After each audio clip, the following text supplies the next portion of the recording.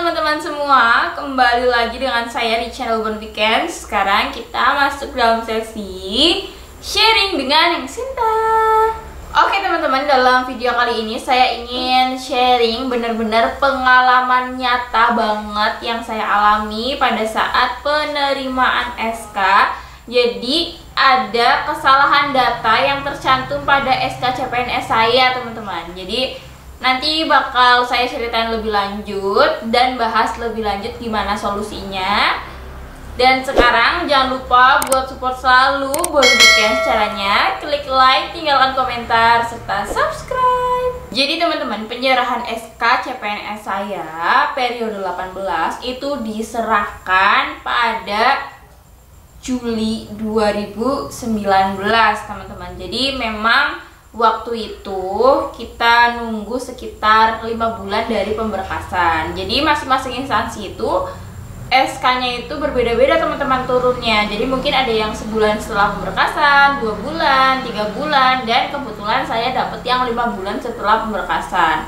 Terus waktu itu pada Juli 2019 kita diundang menggunakan surat oleh masing-masing satker ya untuk datang ke satkernya dan pembagian SK. Ini dia, aku masih nyimpan fotonya, kita bisa lihat bareng-bareng. Tada!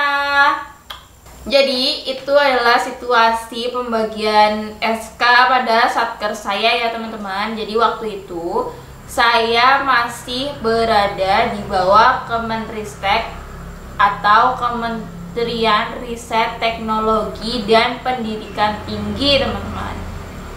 Cuman pada periode berjalan ini ada penggabungan. Jadi sekarang saya berada di bawah Kementerian Pendidikan dan Kebudayaan teman-teman. Jadi mau dimanapun kita harus selalu siap. Jadi masing-masing CPNS itu nanti dipanggil namanya, terus penyerahan SK-nya oleh pejabat yang berwenang pada masing-masing satker teman-teman. Terus saat aku udah nerima SK, aku kembali duduk. Aku tuh ngerasa excited banget kan, bener-bener ini dia yang aku tunggu-tunggu. Akhirnya datang juga, akhirnya turun juga. Aku kan senang banget kan. Cuman aku tuh waktu itu langsung baca kata demi kata di dalam SK CPNS tersebut. Jadi SK CPNS itu berisi ada nama instansinya, misalnya kayak saya tuh waktu itu ikut Kemenristek, jadi Keputusan Menteri Riset Teknologi dan Pendidikan Tinggi. Bawahnya ada nomornya, tentangnya ada pengangkatan calon pegawai negeri sipil di lingkungan Kementerian Riset Teknologi dan Pendidikan Tinggi. Terus ada menimbang, ada mengingat. Mengingatnya itu ada peraturan-peraturan ya teman-teman, di situ disebutkan.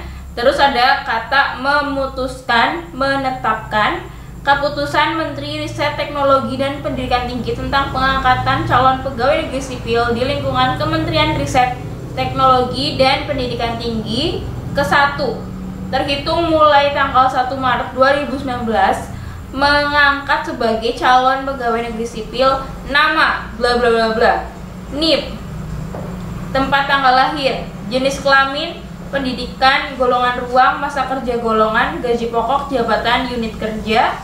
Terus abis itu disebutin pada poin kedua, di atas gaji pokok tersebut kepada yang bersangkutan diberikan penghasilan lain sesuai dengan peraturan perundang-undangan.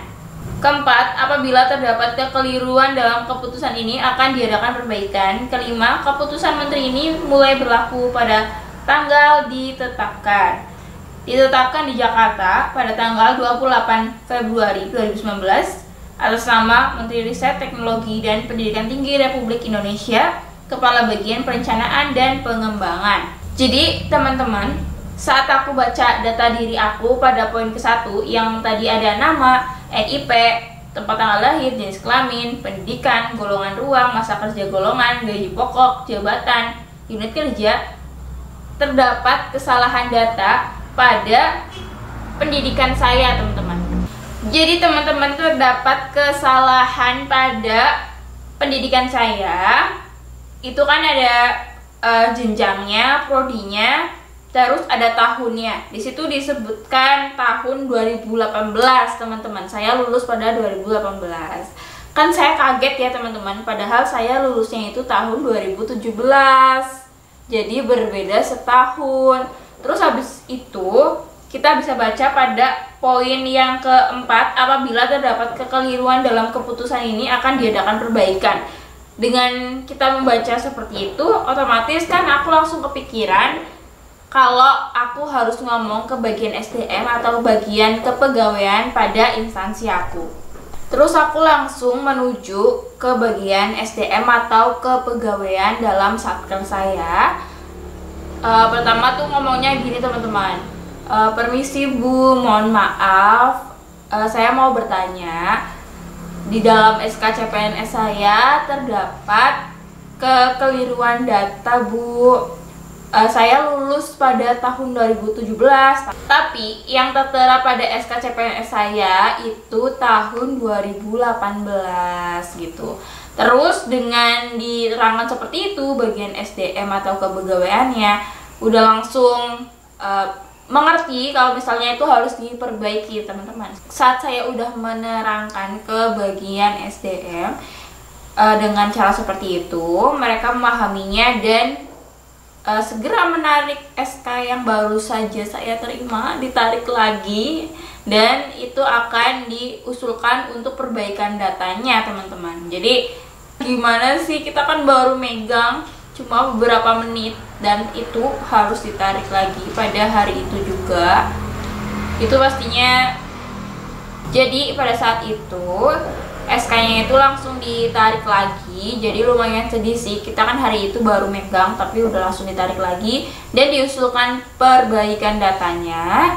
Setelah itu sebulan kemudian SK yang baru itu turun lagi, teman-teman, dan alhamdulillah datanya udah benar. Jadi yang saya pegang sekarang itu udah benar, teman-teman, datanya gitu. Jadi pesan untuk kalian semua pada saat pembagian SK itu, dan hanya bahagia, kalian harus tetap teliti dan baca ulang semuanya.